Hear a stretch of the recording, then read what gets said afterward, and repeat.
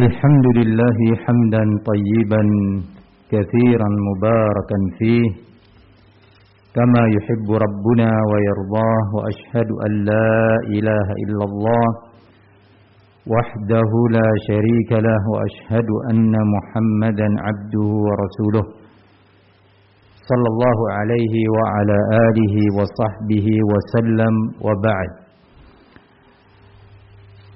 Dalam pertemuan yang lalu kita membahas tentang pernyataan Al-Imam Al-Mujaddid Muhammad bin Abdul Wahhab rahimahullah, wa indaha waqa'atil adawatu, dan dalam perkara terbesar inilah, yaitu at-tauhid dan peringatan serta larangan dari kesyirikan, terjadilah permusuhan, yakni antar kaum muslimin mukminin dengan kaum kufar musyrikin.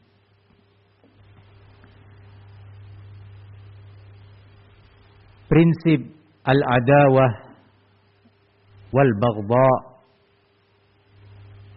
atau al-bara'ah, sikap benci dan permusuhan serta berlepas diri dari kaum kufar dan musyrikin dengan segala bentuk keyakinan mereka, merupakan salah satu prinsip dasar Islam, sebagaimana sudah kita pelajari.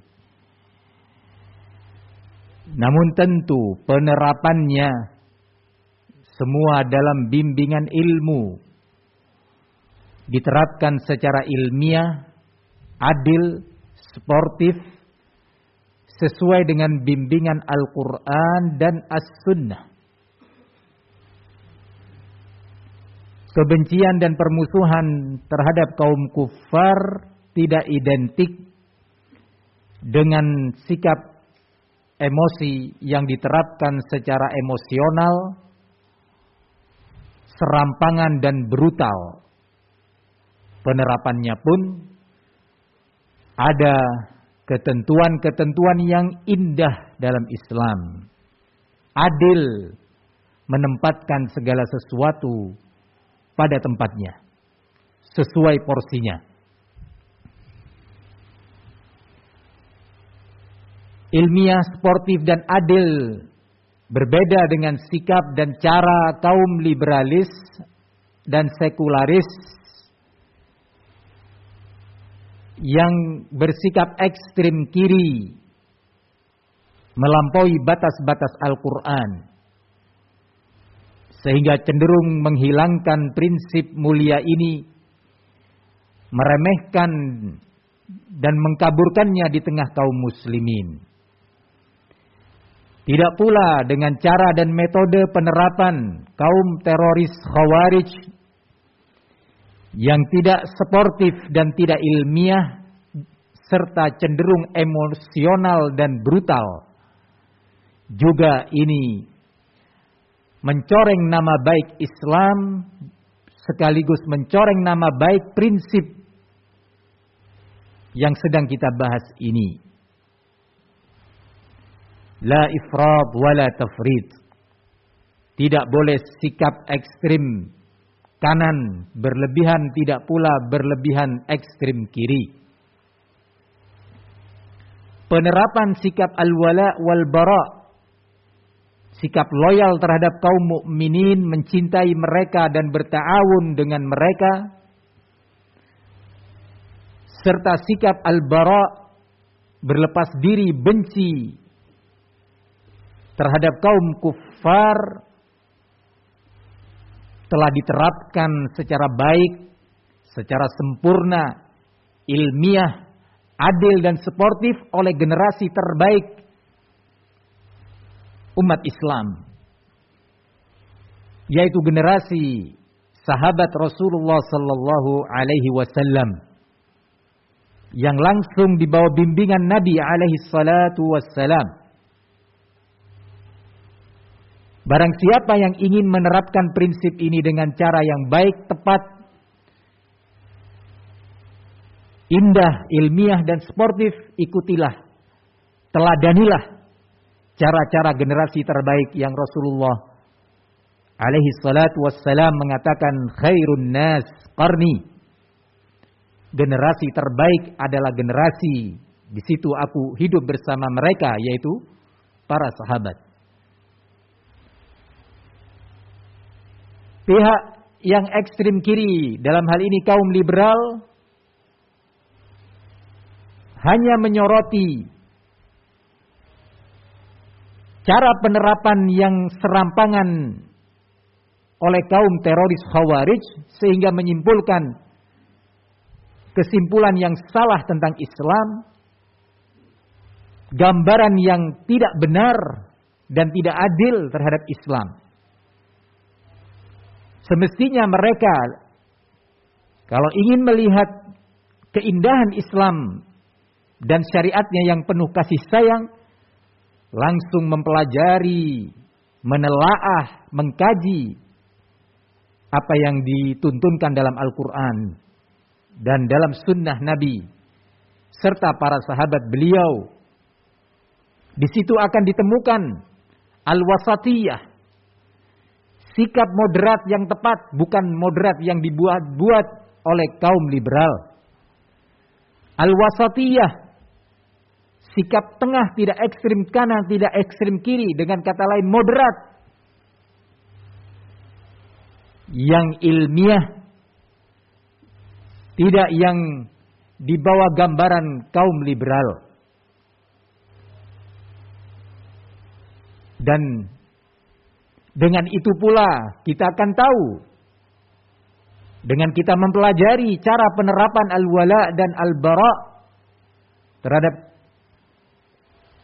al-wala terhadap kaum mukminin dan al-bara dari kaum kufar yang diterapkan oleh generasi terbaik tersebut, kita akan tahu bahwa cara-cara, langkah-langkah dan metode yang ditempuh oleh kaum teroris Khawarij dengan segala bentuk dan ragam kelompoknya adalah salah. Dan tidak bisa itu dan tidak boleh dikatakan mewakili Islam. Ayuhal ikhwah, kita telah contohkan bagaimana kelompok al-ikhwanul muslimun, di satu sisi mereka ekstrim dalam menyikapi pemerintah-pemerintah muslimin, memprovokasi rakyat dan umat Islam untuk menentang dan membenci serta memberontak terhadap pemerintahnya. Memprovokasi umat Islam untuk melakukan tindakan-tindakan brutal yang tidak dibenarkan oleh Islam itu sendiri dan diatasnamakan dengan jihad. Pembunuhan, perampokan, pengeboman yang dilakukan terhadap pemerintah muslimin. Ekstrim. Tapi di sisi lain, mereka lebih menyerupai kaum liberalis dari sisi atau sayap politik yang mereka bentuk. Sebagaimana sudah kita bacakan salah satu pernyataan Hasanul Banna, pimpinan utama dan perintis kelompok al-ikhwanul muslimun. Salah satu bentuk ekstrim kiri, pola liberal yang diterapkan oleh Hasanul Banna dalam sayap politiknya adalah sekretaris utama Hasanul Banna dalam partai politik, parpol Ikhwanul Muslimin di Mesir adalah seorang Qibti, seorang Nasrani, sekretaris yang mencatat, ya, yang mengumpulkan berbagai perkara, yang mengetahui seluk-beluk umat Islam, mengetahui berita-berita tentang kaum muslimin. Seorang Nasrani, sekretaris Hasanul Banna dalam parpol partai politik Al-Ikhwanul Muslimun. Dengan bangga disebutkan oleh beberapa penulis Al-Ikhwanul Muslimun. Dengan bangga disebutkan bahwa sekretaris Hasanul Banna adalah seorang Qibti Nasrani. Sementara Allah Tabaraka wa Ta'ala telah mengatakan dalam ayatnya, ya ayyuhalladzina amanu la tattakhidhu bitanatan min dunikum la ya'lunakum khabala waddu ma'anittum qad badatil baghdha'u min afwahihim wa ma tukhfi suduruhum akbar qad bayyana lakumul ayati la'allakum ta'qilun. Wahai orang-orang yang beriman, janganlah kalian menjadikan orang-orang kufar selain kaum mukminin sebagai teman-teman setia kalian, penolong-penolong kalian. La ya'lunakum khabala. Mereka tidak henti-hentinya menginginkan mafsadah dan kejelekan atau musibah terhadap kalian. Waddu ma'anittum, dan mereka sangat berambisi untuk menimpakan kesulitan-kesulitan kepada kalian. Qad badatil baghdha min afwahihim. Sungguh telah nampak jelas kebencian mereka terhadap kalian wahai kaum mukminin dari mulut-mulut mereka sendiri. Wa ma tukhfi suduruhum akbar. Dan kebencian mereka terhadap umat Islam yang tersembunyi di dalam hati mereka lebih besar lagi dari yang telah nampak melalui mulut-mulut mereka. Sungguh kami telah jelaskan ayat-ayat, dalil-dalil agar kalian bisa faham. Demikian Allah Subhanahu wa taala mengingatkan seorang sekretaris pribadi dalam sebuah pergerakan yang dikatakan itu pergerakan Islam.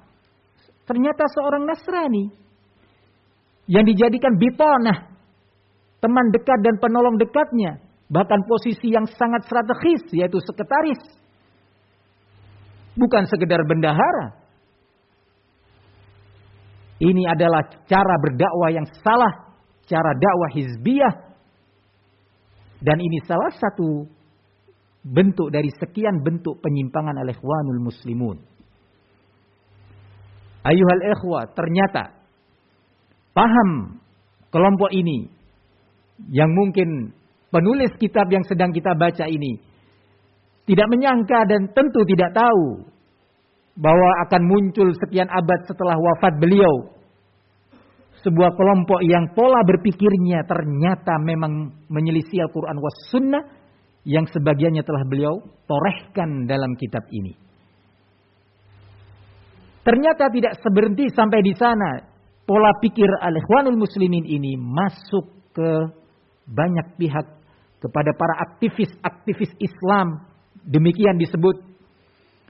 Bahkan tak luput pula seorang yang pernah mengajarkan kitab-kitab sunnah.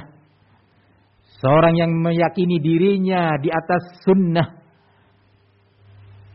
Termakan pola pikir semisal ini. Yang telah diingatkan oleh Syekh Shalih Fauzan dalam salah satu paragrafnya. Ammal ladzina yunaduna al-an bi al-muhawarah bainal adyan wal mufahama bainal adyan wa annaha kullaha adyanun samawiyah. Sementara orang-orang yang sekarang di zaman ini menyeru kepada pergerakan hiwar, dialog antar agama atau sikap saling memahami antar agama. Dan bahwasanya semua agama itu adalah agama samawi yang datang dari langit dari Allah Subhanahu wa taala.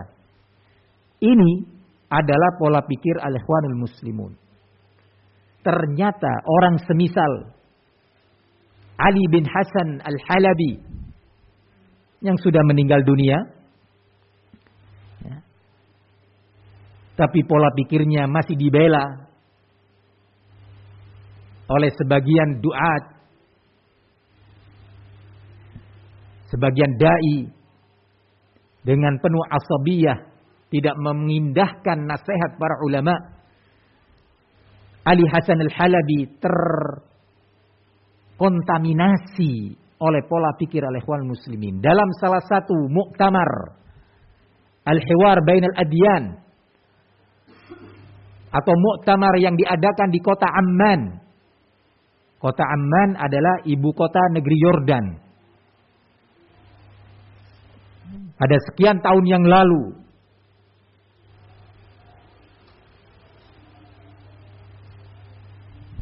Di mana Ali bin Hasan menghadiri acara tersebut. Acara itu dihadiri oleh para tokoh-tokoh dari berbagai kelompok. Kelompok Sufi, Rafidhah, liberal, dan beberapa yang lainnya. Dan tokoh-tokoh non-Islam dari kaum kuffar. Inginnya berbicara tentang wasatiyatul Islam. Bahwa Islam adalah agama yang moderat. Maunya seperti itu. Tetapi berlebihan dan ekstrim melampaui batas. Ghulu.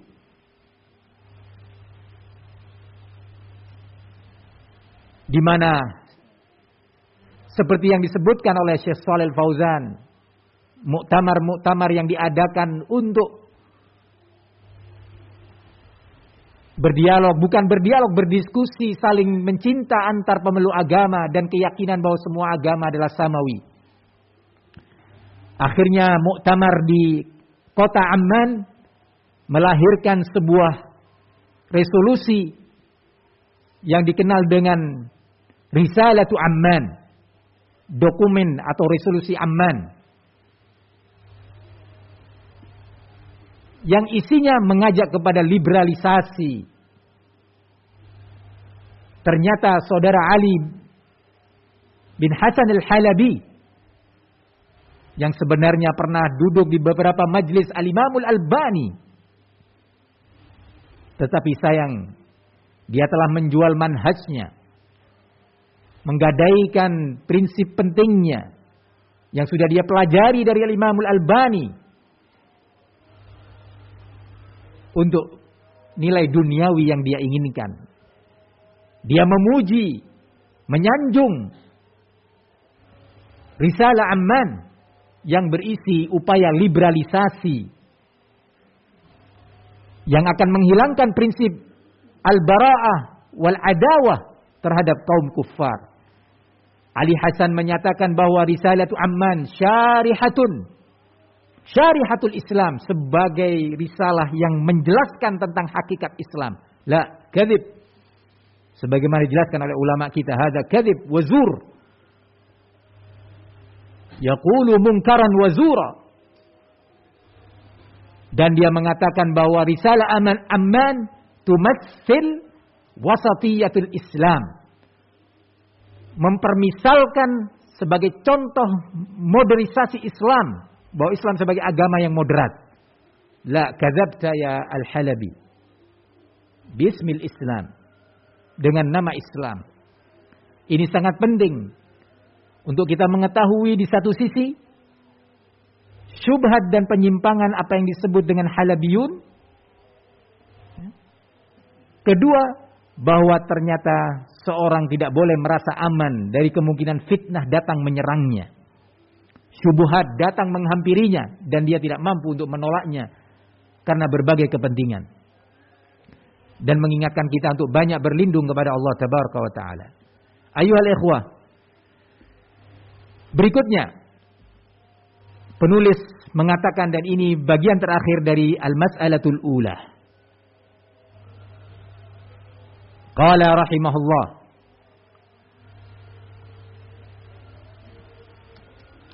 wa li ajliha syuri'al jihadu, dan karenanya, yaitu karena permasalahan pertama ini, yaitu tauhid, untuk menegakkan la ilaha illallah dan mencegah al-isyrak billah, mencegah perbuatan menyekutukan sesuatu dengan Allah sebagai tandingan Allah Subhanahu wa taala, yaitu asyirku. Karenanya disyariatkan al-jihad. Disyariatkan al-jihad bukan dalam rangka untuk ekspansi, memperluas wilayah sebuah negara, tetapi karena la ilaha illallah, karena perintah menegakkan tauhid dan menghentikan segala bentuk kesyirikan. Kemudian muallif menyebutkan firman Allah, wa qatiluhum hatta la takuna fitnah wa yakuna ad-dinu kulluhu lillah. Ayuha at-talabah hafizakumullah,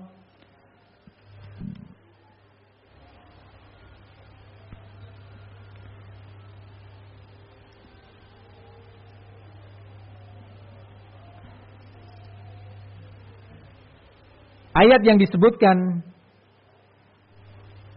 ini sebagai salah satu dalil.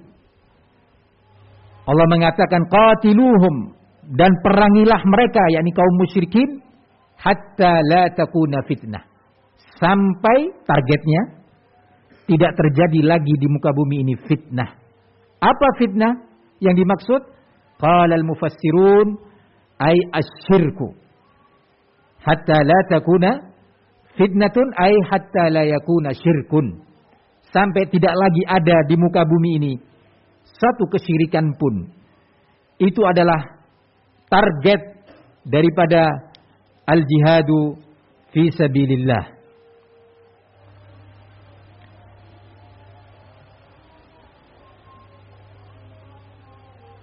Ayat semisal ini setidaknya ada di 2 surat. Surat yang pertama adalah di surat Al-Baqarah, yaitu waqatiluhum hatta la takuna fitnatun wa yakuna ad-dinu lillah. Mirip yang di surat Al-Anfal ini. Allah mengatakan waqatiluhum hatta la takuna fitnatun wa yakunu ad-dinu kulluhu lillah. Hanya di situ bedanya. Adanya tambahan kalimat kulluhu. Ayat ini berisi perintah untuk berjihad, ini yang pertama. Yang kedua, apa tujuan utama, motivator utama ditegakkannya jihad? Yaitu hatta la takuna fitnatun, agar seluruh bentuk fitnah yakni kesyirikan tidak lagi ada di muka bumi ini.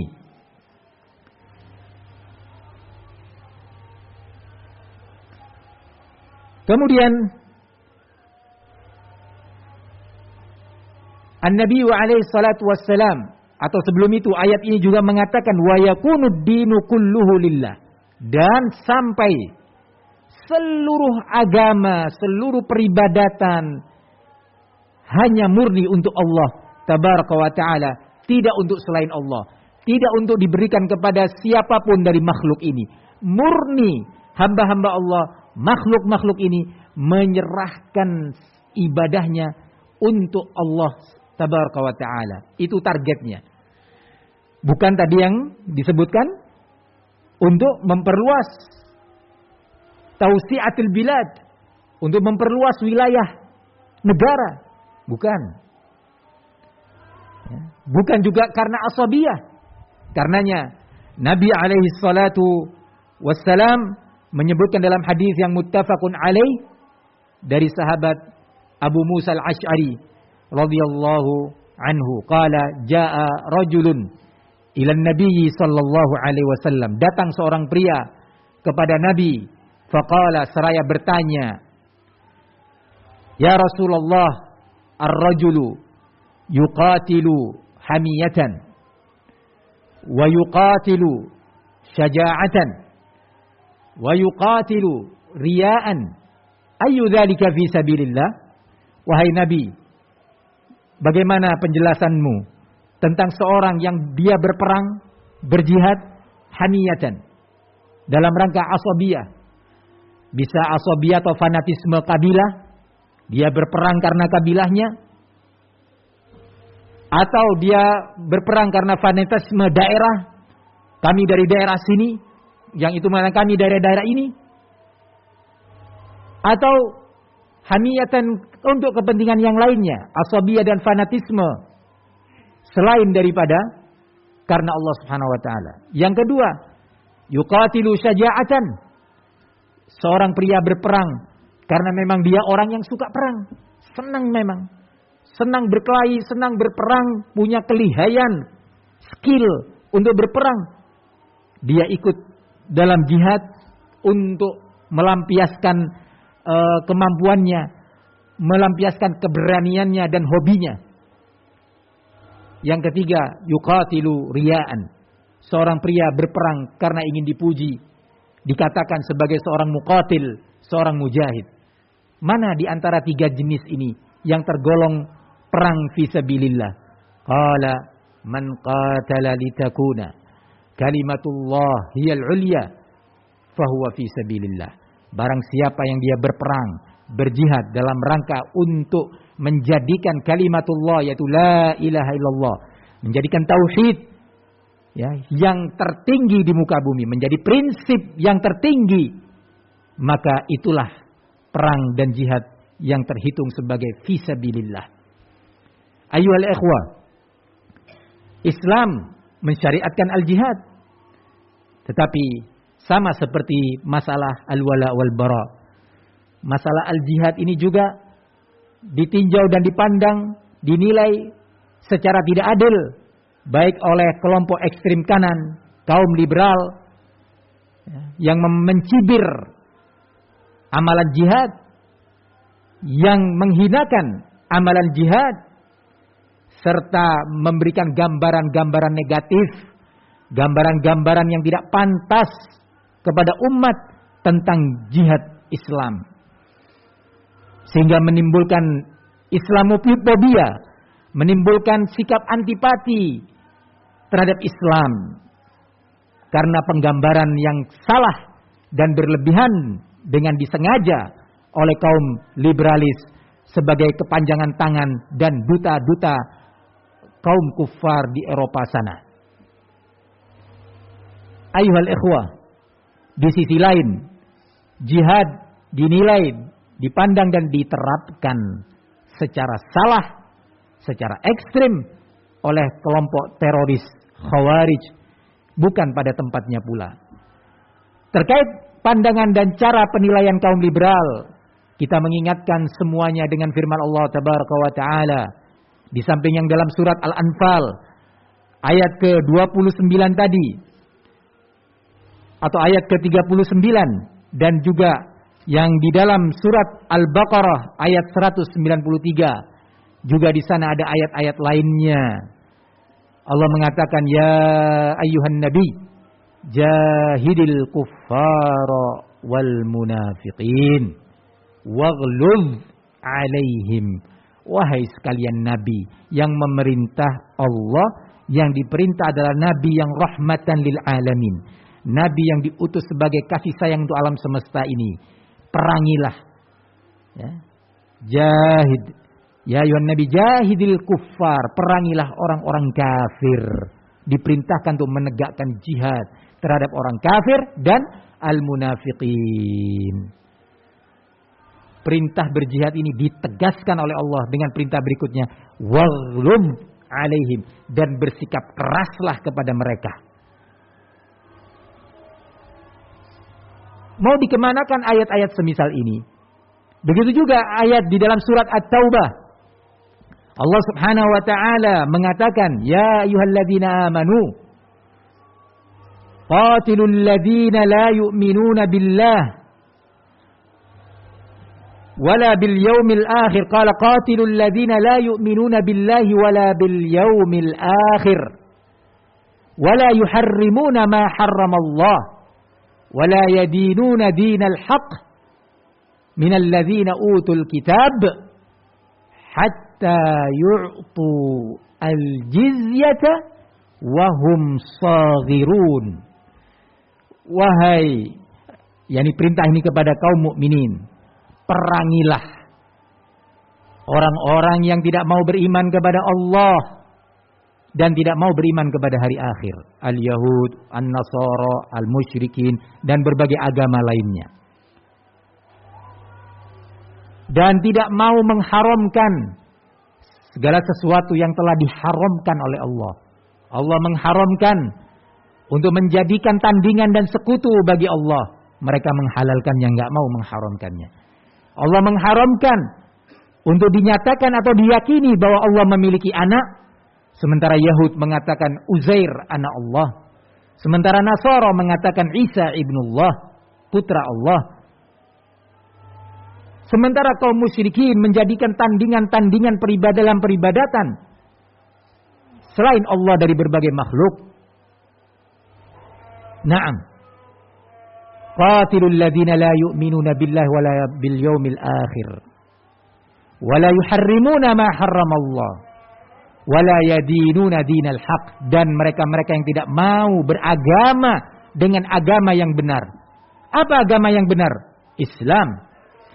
Wa may yabtaghi ghairal islami dinan falan yuqbala minhu wa huwa fil akhirati minal khasirin. Barang siapa yang memeluk agama selain Islam, maka tidak Allah terima darinya agama tersebut dan dia di akhirat nanti tergolong orang-orang yang merugi. Innad dina indallahil Islam. Sesungguhnya agama yang benar-benar diridhai oleh Allah hanyalah Islam yang dibawa oleh Nabi Muhammad sallallahu alaihi wasallam. Wala yadinuna dinal haq minal ladzina utul kitab. Dari kalangan utul kitab siapa? Ahlul kitab, al-Yahud wan Nasara. Dan berbagai ayat lainnya yang memerintahkan al-jihadu fi sabilillah. Faqtulul musyrikina kaffatan kama yuqatilunakum kaffah. Ini adalah ayat-ayat dan dalil-dalil yang membantah cara pandang kaum liberalis yang salah.